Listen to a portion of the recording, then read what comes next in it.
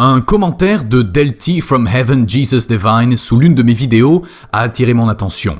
Il expose un bon nombre des écritures musulmanes qui font l'apologie de la pédophilie. Imaginez-vous, c'est l'islam sans scrupules. Honte à ces collectifs qui justifient par l'entremise du Coran ou des hadiths la légalisation de la pédophilie. Honte à vous de supporter l'islam de près ou de loin. Dans cette démonstration, nous allons exhiber des versets coraniques ainsi que des sources islamiques qui appuient nos propos. Les références se trouvent sous la vidéo et pourront ainsi faciliter vos recherches. Le Coran, dans sa sourate 33, verset 49, déclare qu'il n'y a pas d'ida ou de période d'attente prescrite pour une femme musulmane qui n'a pas eu de rapport intime avec son mari, mais la sourate 65, 4 indique qu'il y a bien une période d'attente pour celles qui n'ont pas encore eu leurs règles, ce qui inclut malheureusement et inévitablement les fillettes, et implique aussi qu'il n'y a pas d'âge minimum pour se marier en islam. L'islam est donc un paradis pour les pédophiles. Voici une fatwa de l'ayatollah Khomeini d'Iran qui nous révèle la pédophilie de l'islam dans son ouvrage intitulé Tahrir al-Wasila, volume 2, page 216. Un homme peut s'adonner à tous ses plaisirs sexuels sur sa mariée, même si elle est un bébé. Il faut ajouter que selon les chiites, ils ne peuvent le faire avant qu'elle ait atteint 9 ans lunaires. Mais pour les sunnites, la majorité des musulmans, il n'y a pas d'âge minimum, mais la mariée doit être en mesure de supporter le rapport sexuel. Ce verset coranique, ce texte le plus sacré de l'islam, approuve le mariage et les relations sexuelles avec des filles prépubères. Donc Allah, dans le Coran, place la pédophilie au rang du sacré, l'acte le plus abominable de tous les crimes sexuels. Beaucoup de musulmans diront « Mais regardez, certains prêtres baignent dans la pédophilie ». Il faut préciser ici que ces actes sont passibles de peines criminelles très sévères dans nos pays occidentaux. Le christianisme n'accepte pas et n'enseigne pas la pédophilie. Aucun chrétien ne serait autorisé à épouser une fillette, contrairement à l'islam, dont les textes islamiques soutiennent cet acte abominable. Voici le verset coranique controversé. Coran, sourate 65, 4.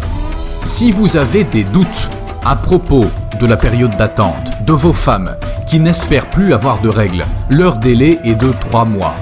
De même pour celles qui n'ont pas encore de règles. Et quant à celles qui sont enceintes, leur période d'attente se terminera à leur accouchement. Quiconque craint Allah, cependant, il lui facilite les choses. Ibn Kathir, juriste et historien musulman, dans son tafsir, nous explique que les fillettes sont incluses comme étant des femmes n'ayant pas eu leurs règles. Concernant la sourate 65, verset 4, il dit « La même chose pour les jeunes qui n'ont pas atteint les années de menstruation. Leur période d'attente est de 3 mois comme celle en ménopause. » Une autre explication dans un tafsir d'Al-Jalalayn dit « Et pour celles qui n'ont pas encore de règles, à cause de leur jeune âge, la période d'attente sera de 3 mois. » La tradition musulmane ne laisse aucun doute sur le fait qu'Aïcha a été mariée à 6 ans à Mahomet. Selon d'autres hadiths authentiques, Mahomet l'a déflorée lorsqu'elle n'avait que 9 ans et lui environ 53 ans. Il est évident que cette coutume est une pratique populaire dans de nombreux pays musulmans, pour la simple raison qu'une grande majorité de musulmans suivent l'exemple de ce faux prophète. Ce modèle pédophile, qu'ils osent définir comme leur modèle par excellence, est totalement grotesque. Voici les paroles venant de la propre bouche de leur soi-disant prophète Mahomet. An-Nasaï 33-78, Aïcha dit « Le messager d'Allah m'a épousé quand j'avais 6 ans et a consommé le mariage avec moi quand j'avais 9 ans et je jouais avec des poupées. » Boukhari 38-96. Il, le prophète, est resté là-bas pendant environ 2 ans. Puis il a épousé Aïcha, la fille de 6 ans, et il a consommé ce mariage quand elle avait 9 ans. Précisons ici que lorsqu'un hadith mentionne « consommer le mariage », ça veut clairement dire la déflorer à son mariage. Nous vous invitons à démasquer l'imposture par ces autres références. Boukhari 38-94, 51-33, 51-34, 51-58. Sunan Abu Daoud 21-21. Certains musulmans malhonnêtes ou mal avisés voudront éviter à tout prix ce sujet. Ils s'objecteront en disant que tout cela n'est pas vrai et qu'Aïcha avait 18 ou 19 ans lorsqu'elle s'est mariée avec le prophète. Alors continuons avec d'autres hadiths authentiques afin de contredire cette fausse affirmation. Ainsi nous recadrerons ces gens de mauvaise foi avec leurs propres textes islamiques. Numéro 1. Aïcha jouait à la poupée. Boukhari 61-30. Aïcha dit « Je jouais avec les poupées en présence du prophète et mes copines jouaient aussi avec moi. Quand le messager d'Allah entrait dans ma demeure, elles se cachaient, mais le prophète les appelait à se joindre à moi et à jouer avec moi. » Une explication ici, le jeu avec les poupées et les images similaires est interdit, mais il était autorisé pour Aïcha à cette époque car elle était encore une petite fille, n'ayant pas encore atteint l'âge de la puberté. Autre référence, Al-Mufrad 368 et 1299. Muslim 2040a. Abu Daoud 4931.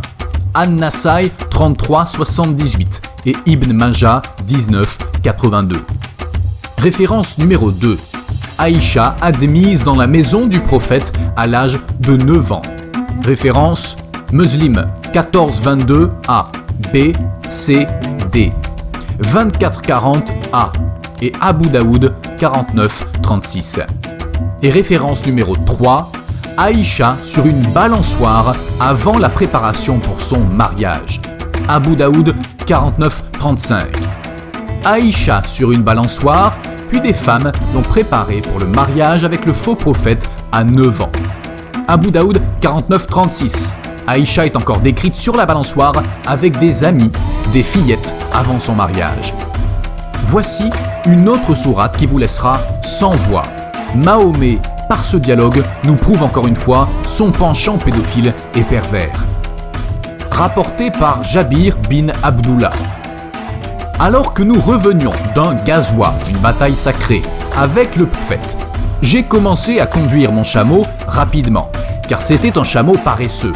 Un cavalier est venu derrière moi et a piqué mon chameau avec une lance. Puis mon chameau a commencé à courir aussi vite que le meilleur des chameaux que vous puissiez voir. J'ai constaté que ce cavalier était le prophète lui-même. Il a dit « Qu'est-ce qui te rend si pressé ?»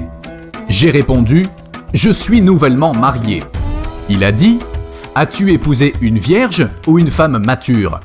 J'ai répondu « Une femme mature. » Il a dit « Pourquoi n'as-tu pas épousé une jeune fille pour pouvoir jouer avec elle et elle avec toi ?»